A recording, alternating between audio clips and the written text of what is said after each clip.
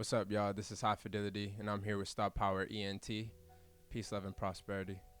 This is Star Power ENT, and right now we're here with the one and only producer. But I'm not even going to introduce him. I'm going to let him say his name. Tell him who you are, man. Y'all, I'm HiFadility from Boston, repping. HiFadility. Now, it's so crazy because he's one of the most well-known, popular producers in the city. So I want you to break it down for us real quick. How did you even get your start? I started off, I was playing jazz at Berkeley. I started off as a jazz pianist, and then made my way over to Connecticut, and I linked with people from Zulu Nation and Temple of Hip Hop. We started a chapter out there and started having like international hip hop festivals. And I got into turntablism, and then from turntablism, I went into the realm of beat making. So that allowed me to like blend like what I knew about hip hop with jazz. It's really how I got into it. So when did you start taking this whole thing serious? Like, I can make some hot stuff. I think I realized that actually on my trip to Haiti, when I was like, yo, like you don't really need that much. It's all about really the mindset and your energy that you put into it and just remaining focused. So I think when I came back from that trip, I really like went 100% into it versus, thinking of it as a hobby or like something that was just fun. So you make a lot of types of beats. I was listening to your stuff before we got here. So you got like this jazz, but you got like pop and hip hop all meshed together sometimes. Like, who do you make beats for? Do you make it for like rappers? Do you make it for pop stars? Like, who are you making these beats for? Or are you just making them for yourself, and then whoever the people like, they can pick? Yeah, I think it's more so let the people pick. I make it for the feeling, and so it's very general on that level. Like I don't really make it for any group of people. It's more so certain feelings and ideas. So I use jazz when I'm trying to connect to like an authentic, like historical kind of perspective, and the popular when I'm trying to get into a high energy. And then both of them blend together very well because you could have that historical with the high energy, or that old school with the high energy, and then the popular that has elements of both.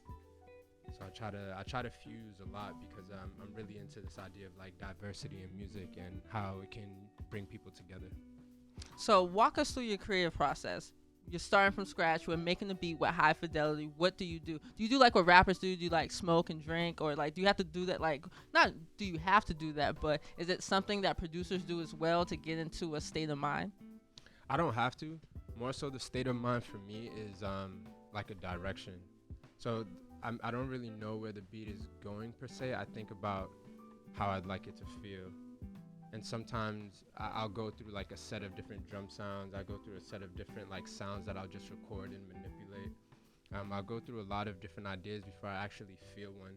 And I think that's what I really go for, is like what it feels right at the time. And sometimes I might make a beat after a party or before I go to one. So sometimes substance is affects me, but I really think about, or I guess I think less, and I really just try to allow myself to feel it out.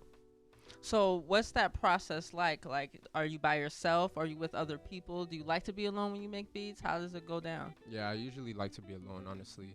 And after I like have some tea and like read some That's really real? deep books for real. Like, cause then in that moment, what I'm really trying to connect with is like, where do all ideas come from? And I try to bring that out in the process of like meditation or something that I have to do slowly. So tea, because it's hot, like I have to force myself to like slip slow, so it like forces me to be in the moment and really think about how I feel. Where did you get that idea from, the drink tea, like to slow down the pace of what you're doing? Actually, that's pretty hot. Where'd you get that from? Just feels right now, honestly. But like, Yeah. it's just something that I think, it's just being conscious, I'm really into I'm gonna that. start doing that. Yeah, Sipping like, tea. yo, No. honestly, like have tea and like different flavors and like just think about it. It's like What flavors you have? ginger, definitely. Ginger. That's I'm gonna probably get some my tea, favorite. y'all. That's what I'm about to do. Get Yo, some tea. green tea, and like at the same time, it tastes good, but then it's like actually good for your body. And then on another level, your mind is benefiting off that because you're slowing down. People are so fast, like everything's so speedy nowadays. Like you could be focused on 30 different things at once, and so just really I really try to focus on like one activity at a time and really like trying to be in that. Cool. So when you get into that moment, do you run your beats past anybody? Like, is there somebody that you talk to that's just like, I can give my beat to them while I'm in the process? Yeah, I share it to. Honestly, what I do is I share it with people that I'm close to, and at times that takes me a while. Like I might hold on to a beat for like a couple of months before I ever even show anyone. Just because it's so personal to me, and I put a lot of energy into it. Um, so I share it with my close circle and my family, ask for their feedback, and then sometimes I show it to people that I don't know. Like I might go to a party and like just play it randomly and see how people react, just to see if it's, because the other thing I don't want to get caught up into is people just saying they like it because they're close to me. Right. So I try to have like two audiences, like the people who are close to me and then those who are not. Can you name us some of the rappers that you dealt with or worked with as far as giving out your beats go? Yeah, worked with Avenue, worked with Michael Christmas, worked with some of the homies from Pilot Nation like Stizzy and Jeff. Worked with Charmingly Ghetto and Manu. Some of the stuff we worked on hasn't been released yet, but when it does, y'all recognize the sound. That's cool. Yeah. What's working with like Avenue and Michael Christmas like? Can you break that down as far as like exchanging beats back and forth and what they're looking for and how you go about finding a beat for their sound? Yeah. Well, let's start off with Avenue. Let's go there. Yeah. So he would come to my house and we literally like sesh out for weeks, like over beats. Like he would stay here, and we'd flip stories back and forth, different experiences.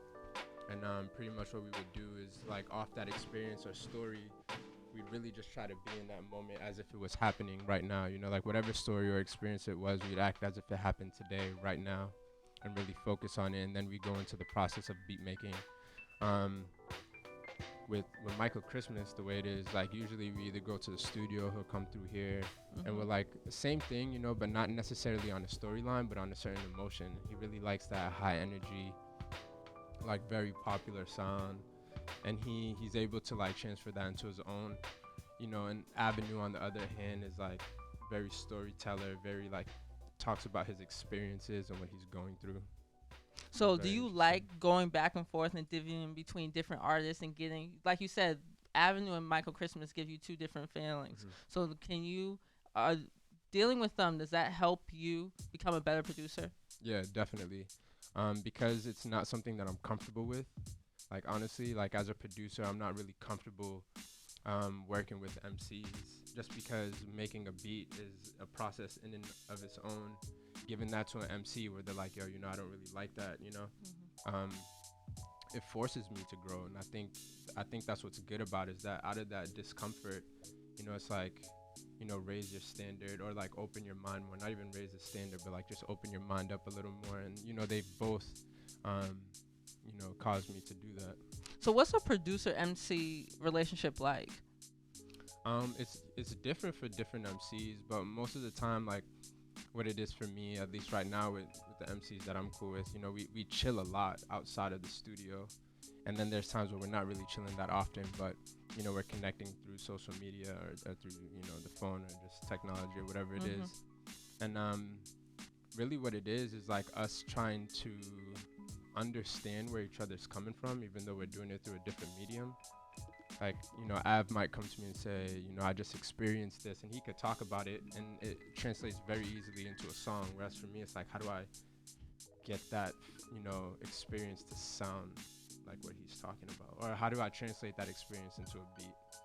Exactly. So tell us what you have going on next. We're going into 2014. Well, we're in 2014, and we just started. So what do you got in the bag for us? Yeah, so I recently just released this Leah Rock the Boat edit that I did. I pretty much took her vocals and like made a whole new beat to it.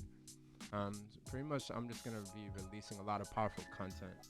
It's going to have a lot of deep meaning behind it, more than just, releasing songs and, videos. I want people to really think about their role in community, like their role in like their family, their role in just being who they are, and like what that means, questions of like self-identity. So I'm working on a couple of projects with different artists. Like I'm working with a friend of mine from New York, Spoken For, working with Av right now. And then on my own, I'm working on a project called Lessons from My Youth, which is pretty much like a instrumental story of me growing up and like the different things that I experienced growing up. I'm also working on another project. working on so many things at the same time. But Tell us all about it, yeah, man. That's what the people want to know. yeah, So working on a album called The Seasons. And I'm pretty much gonna name the tracks after the 4 seasons. They're gonna be very long, and it's pretty much gonna be like people change and go through these cycles, and they evolve and they develop or whatever. And I'm pretty much just telling that story from my own experience, like how I've changed, how I've developed, like what I've lost, what I've gained, things like that. okay, that sounds dope. Everyone, make sure you check that out. I have a question. I always wanted to ask a producer this though. Like, do you ever refuse a rapper? Like, say a rapper sounds bad and they want a high fidelity beat, you say like, I can't make a beat for you, bro. Yeah, definitely. Oh, all the time. I do that a lot. Like I do that a lot because like, and that was what. That's How what do you was tell so people hard that? for me. High fidelity, I want to beat. Like, listen to my track. It's trash. What do Yeah, you I do? listen to it and I'm like, yo, like I'm not really trying to work on things like that. I try to say it Oh, nicely, and I don't really say, damn, like that was super whack. It's just Yeah. not for me. Yeah. Do you email back? Do you, Yeah. Oh, I okay, do. okay, I do. I cool. like emailing back. I'm like, like Alright. sometimes I'll even get people who will rap to a beat and send it to me, and sometimes it's okay. Sometimes it's like it's just not what I'm feeling at the moment. But I don't Right. ever try to knock anybody off their hustle. Okay, we're that's all dope. we're all at different levels of the game. So All right, that's dope. Thank you for Yeah. taking the time out to talk to us. yeah, no doubt. Likewise. Everybody, this is High Fidelity. I know you see him on Twitter, you see him on Instagram, but you don't know what he looks like. This is him right here. Check him out. This is Peace Star out. Power ENT. Everyone go follow us. We're out here. Peace. Peace.